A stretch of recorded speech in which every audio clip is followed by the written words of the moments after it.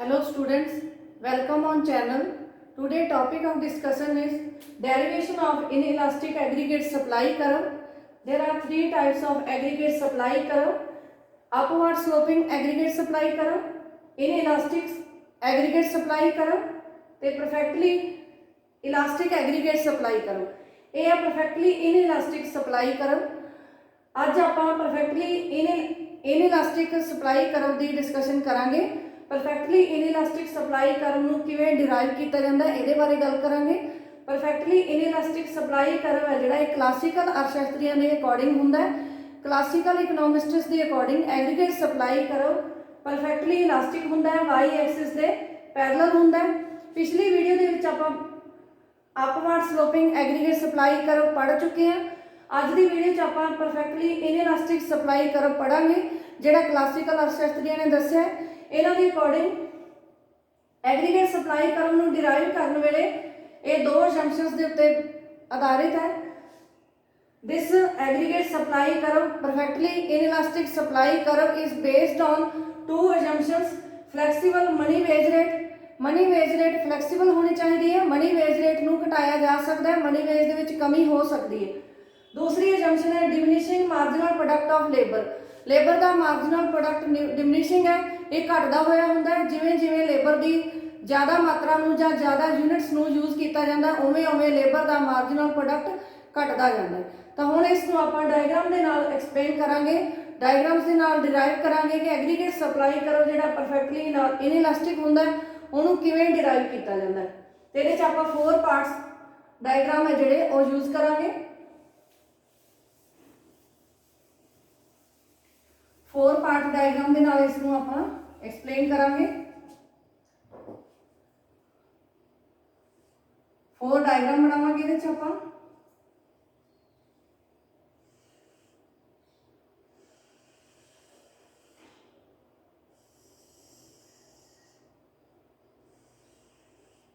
ये पहला है,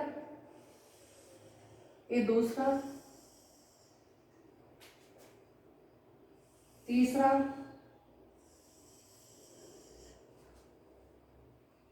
चौथा। इसमें आप सीधी लाइन खींच दें।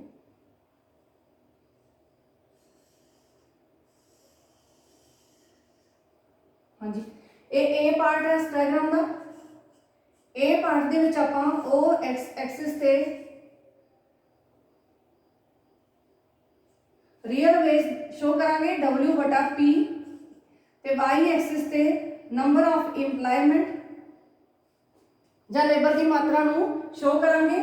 ਲੇਬਰ ਦਾ ਡਿਮਾਂਡ ਕਰਵ ਹੈ ਜਿਹੜਾ ਇਹ DN ਕਰਵ ਨੈਗੇਟਿਵ ਸਲੋਪ ਵਾਲਾ ਹੈ। ਇਹਦੇ 'ਚ ਆਪਾਂ ਅਸੰਪਸ਼ਨ ਲਈ ਸੀ ਕਿ ਲੇਬਰ ਦਾ ਮਾਰਜਨਲ ਪ੍ਰੋਡਕਟ ਡਿਮਿਨਿਸ਼ਿੰਗ ਹੁੰਦਾ ਹੈ। ਲੇਬਰ ਦਾ ਮਾਰਜਨਲ ਪ੍ਰੋਡਕਟ ਹੈ ਜਿਹੜਾ ਉਸ ਦੇ ਡਿਮਾਂਡ ਕਰਵ ਤੋਂ ਹੀ ਪਤਾ ਲੱਗਦਾ ਹੈ। ਜਿਵੇਂ ਜਿਵੇਂ ਲੇਬਰ ਦਾ ਮਾਰਜਨਲ ਪ੍ਰੋਡਕਟ ਹੈ ਜਿਹੜਾ ਘਟਦਾ ਜਾ ਰਿਹਾ, ਇਸ ਕਰਕੇ ਡਿਮਾਂਡ ਹੈ ਜਿਹੜੀ ਉਹ ਵੀ ਘਟਦੀ ਜਾਂਦੀ ਹੈ। ਜਿਵੇਂ ਜਿਵੇਂ ਲੇਬਰ ਦਾ ਮਾਰਜਨਲ ਪ੍ਰੋਡਕਟ ਘਟਦਾ ਜਾਂਦਾ ਉਵੇਂ ਉਵੇਂ ਲੇਬਰ ਦੀ ਡਿਮਾਂਡ ਵੀ ਘਟਦੀ ਜਾਂਦੀ ਹੈ। ਲੇਬਰ ਦਾ ਮਾਰਜਨਲ ਪ੍ਰੋਡਕਟ ਤੇ ਡਿਮਾਂਡ ਕਰਵ ਇੱਕੋ ਹੀ ਕਰਵ ਤੇ ਸ਼ੋ ਹੁੰਦੇ ਆ, ਤਾਂ ਇਹ ਡਿਮਿਨਿਸ਼ਿੰਗ ਹੈ, ਘਟਦਾ ਹੋਇਆ, ਇਸ ਕਰਕੇ ਇਸ ਨੂੰ ਆਪਾਂ ਨੈਗੇਟਿਵ ਸਲੋਪ ਵਾਲੇ ਡਿਮਾਂਡ ਕਰਵ ਦੇ ਨਾਲ ਸ਼ੋ ਕਰ ਰਹੇ ਹਾਂ। ਦੂਜਾ ਡਾਇਗਰਾਮ ਹੈ, ਇਹਦੇ ਵਿੱਚ ਲੇਬਰ ਦਾ ਸਪਲਾਈ ਕਰਵ SN ਕਰਵ ਇਸ ਨੂੰ ਕਹਾਂਗੇ। ਇਹ ਦੋਨੇ ਇੱਕ ਦੂਜੇ ਦੇ, ਇਹ ਪੋਜ਼ਿਟਿਵ ਸਲੋਪ ਵਾਲਾ ਹੈ, ਲੇਬਰ ਦਾ ਸਪਲਾਈ ਕਰਵ ਪੋਜ਼ਿਟਿਵ ਸਲੋਪ ਵਾਲਾ ਹੈ। ਲੇਬਰ ਦਾ ਸਪਲਾਈ ਕਰਵ ਪੋਜ਼ਿਟਿਵ ਸਲੋਪ ਵਾਲਾ ਇਸ ਕਰਕੇ ਹੈ ਕਿਉਂਕਿ ਇਹਦਾ W/P ਤੇ ਲੇਬਰ ਦੀ ਸਪਲਾਈ ਦਾ ਆਪਸ ਦੇ ਵਿੱਚ ਪੋਜ਼ਿਟਿਵ ਰਿਲੇਸ਼ਨ ਹੁੰਦਾ ਹੈ। ਨੈਗੇਟਿਵ ਇਸ ਕਰਕੇ ਹੁੰਦਾ ਡਿਮਾਂਡ ਕਰਵ ਕਿਉਂਕਿ ਰੀਅਲ ਵੇਜਸ ਦਾ W/P ਦਾ ਲੇਬਰ ਦੀ ਡਿਮਾਂਡ ਦੇ ਨਾਲ ਨੈਗੇਟਿਵ ਰਿਲੇਸ਼ਨ ਹੁੰਦਾ ਹੈ, ਇਸ ਕਰਕੇ ਇਹ ਨੈਗੇਟਿਵ ਸਲੋਪ ਵਾਲਾ ਹੁੰਦਾ ਹੈ। ਜਿੱਥੇ ਇਹ ਦੋਨੇ ਇੱਕ ਦੂਜੇ ਦੇ ਬਰਾਬਰ ਹੁੰਦੇ ਆ ਉੱਥੇ ਫੁੱਲ ਇੰਪਲਾਇਮੈਂਟ ਹੁੰਦਾ ਜਾਂ NF ਲੇਬਰ ਨੂੰ NF ਲੇਬਰ ਹੀ ਕੰਮ ਕਰਨਾ ਚਾਹੁੰਦਾ ਹੈ। NF ਲੇਬਰ ਹੀ ਦੀ ਸਪਲਾਈ ਹੈ ਇਕਨੋਮੀ ਦੇ ਵਿੱਚ ਜਾਂ ਮਾਰਕੀਟ ਦੇ ਵਿੱਚ, ਤੇ NF ਲੇਬਰ ਨੂੰ ਹੀ ਕੰਮ ਮਿਲ ਜਾਂਦਾ ਹੈ। ਲੇਬਰ ਦੀ ਡਿਮਾਂਡ ਵੀ NF ਦੇ ਬਰਾਬਰ ਹੈ, ਸਪਲਾਈ ਵੀ NF ਦੇ ਬਰਾਬਰ ਹੈ, ਇਹ ਦੋਨੇ NF ਦੇ ਬਰਾਬਰ ਹੈ, ਤਾਂ ਇਹਨਾਂ ਨੂੰ W/P0 ਦੇ ਬਰਾਬਰ ਰੀਅਲ ਵੇਜ ਪ੍ਰਾਪਤ ਹੁੰਦੀ ਹੈ। W/P1 ਇੱਥੇ ਇਹਨੂੰ ਰੀਅਲ ਵੇਜ ਪ੍ਰਾਪਤ ਹੁੰਦੀ ਹੈ। ਦੂਜਾ ਡਾਇਗਰਾਮ ਹੈ ਜਿਹੜਾ B ਡਾਇਗਰਾਮ, ਇਹਦੇ 'ਚ ਆਪਾਂ ਆਪਾਂ ਪ੍ਰੋਡਕਸ਼ਨ ਫੰਕਸ਼ਨ ਨੂੰ ਸ਼ੋ ਕਰਾਂਗੇ। ਪ੍ਰੋਡਕਸ਼ਨ ਫੰਕਸ਼ਨ ਵੀ ਡਿਮਿਨਿਸ਼ਿੰਗ ਰਿਟਰਨਸ ਟੂ ਸਕੇਲ ਦੇ ਉੱਤੇ ਆਧਾਰਿਤ ਹੈ, क्योंकि लेबर का मार्जिनल प्रोडक्ट डिमिनिशिंग है, इस करके प्रोडक्शन फंक्शन है जोड़ा ये भी डिमिनिशिंग रिटर्न्स टू स्केल के उत्ते आधारित है। ओ एक्सिस के उत्ते आउटपुट दिखावांगे, इत्थे आपां जो प्रोडक्शन इत्थे हैगा आउटपुट, ते वाई एक्सिस ते इधरला पासे दिखावांगे नंबर ऑफ इंप्लॉयमेंट, एन दिखावांगे। लेबर का इंप्लॉयमेंट है जोड़ा ये आउटपुट नूं डिटरमिन करता है, नंबर ऑफ इंप्लॉयमेंट है जोड़ा आउटपुट नूं डिटरमिन करता है। आउटपुट लेबर की मात्रा के उत्ते जां इंप्लॉयमेंट के उत्ते डिपेंड करता है। Y is a function of N. जिवें जिवें लेबर की मात्रा इंक्रीज हो रही है आउटपुट भी इंक्रीज हो रहा है, पर जिन्नी लेबर की मात्रा इंक्रीज हो रही है जो इंप्लॉयमेंट जिस हिसाब नाल जिस रेशो नाल इंक्रीज हो रहा है आउटपुट उस तो घट रेशो नाल इंक्रीज हो रहा, आउटपुट इन्ना ज़्यादा इंक्रीज नहीं हो रहा। तो इस तरह रहेगा। हुण जदों लेबर की मात्रा नूं एन एफ नूं कम मिलिया होया, एन एफ इत्थे अपना इधरले पासे डिटरमिन हो चुकी है। एन एफ नूं जदों कम मिलिया होया तो ये एन एफ है जिहड़ा कितना प्रोड्यूस करनगे, वाई एफ के बराबर प्रोड्यूस करनगे। सारे का सारा लेबर कम ते लग्या होया, इस करके ये वध तो वध वाई एफ के बराबर प्रोडक्शन प्रोड्यूस कर सकते हैं। जदों इन्हां लेबर कम ते लग्या हुंदा है एन एफ के बराबर तो उदों वो वाई एफ के बराबर ये प्रोडक्शन प्रोड्यूस करता है। हुण आपां सी डायग्राम दे विच जाने आ, सी दे विच शो करते हैं मनी वेज रेट। मान लो लेबर का पहला मनी वेज कर्व है जिहड़ा वो ए हैगा W0 पहला मनी वेज कर्व है। इहदे च आपां अजम्पशन लई सी एग्रीगेट सप्लाई कर्व वास्ते कि मनी वेज है जिहड़ी वो फ्लैक्सीबल है, मनी वेज W0 तो घट भी सकती है, लेबर की वेज मनी वेज घट सकती है क्योंकि लेबर मार्केट के विच यूनीयन नहीं है, लेबर यूनीयन नहीं है। जिथे लेबर यूनीयन होंदे है तो उत्थे मनी वेज नूं घटन नहीं दिता जाता, वधन तो नहीं रोकया जाता, पर जदों मनी वेज घटदी है तो उदों लेबर यूनीयन रौला पा के मनी वेज नूं घटन नहीं दिंदी।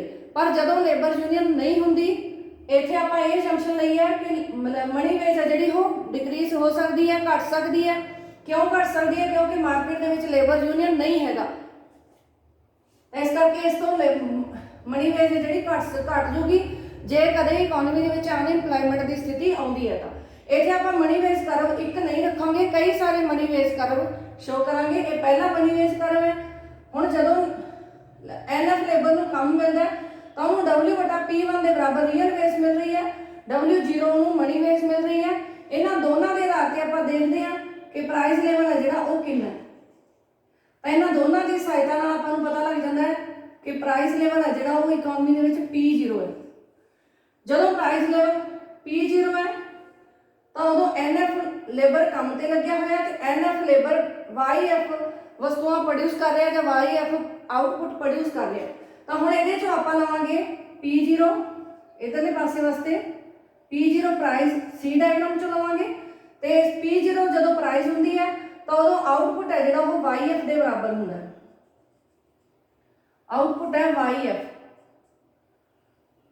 तो इन्हां दोनों पॉइंट्स नूं सी डायग्राम वाले पॉइंट नूं ते बी डायग्राम के पॉइंट नूं P0 नूं ते YF नूं एक दूजे नाल कंबाइन कर देंगे तो अपने कोले ए हो जाएगा पॉइंट ए पॉइंट आ गया।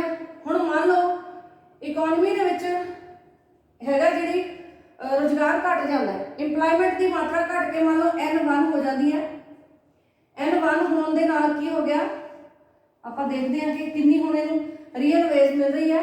जदों इंप्लॉयमेंट लेवल का NF तो घट के N1 हो गया तो लेबर की डिमांड कर्व के अकॉर्डिंग उन्होंने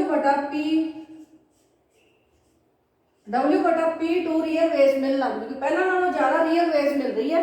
पर इकोनॉमी के विच बेरोजगारी है क्योंकि इस पॉइंट ते लेबर की सप्लाई ज़्यादा है तो डिमांड घट है।